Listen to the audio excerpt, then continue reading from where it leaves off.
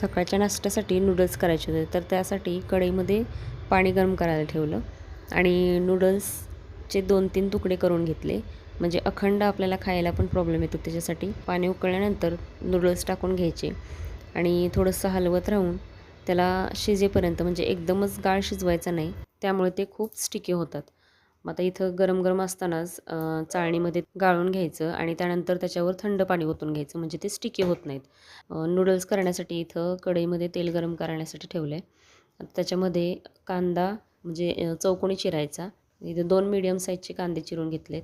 तेलामध्ये कांदा, टोमॅटो, अर्धा चमचा अद्रक, लसूण, कोथिंबीरची पेस्ट आणि भाज्यांमध्ये मी इथं कोबी, ढोबू मिरची आणि कांद्याची पात घेतली. त्याच्यामध्ये तुम्ही गाजर पण टाकू शकता.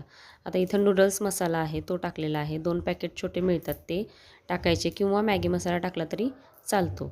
भाज्या छान परतून झाल्यानंतर नूडल्स टाकून छान मिक्स करून घ्यायचं आणि गरम-गरम सर्व्ह करायचं. रेसिपी नक्की ट्राय करा आणि लाईक, शेअर अँड सबस्क्राईब.